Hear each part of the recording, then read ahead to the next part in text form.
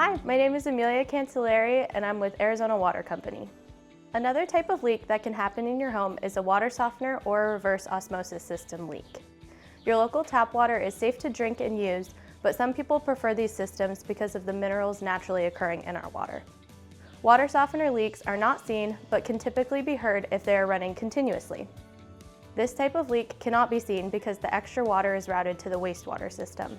Check the manual for instructions on how to turn off the bypass valves. Turning the valves 90 degrees will not shut off water to your home, but simply stop the treatment of the water. From here, contact the manufacturer for advice on repairs. To check for a reverse osmosis system leak, turn off the water supply to the system. If the water meter stops running, you have a leak in your RO system. An efficient RO system should only use about 2 to 3 gallons of water to make 1 gallon of treated water. If the system is not properly maintained, this number can increase to 15 gallons per 1 gallon of treated water. Make sure to regularly service the system and replace parts as recommended by the manufacturer.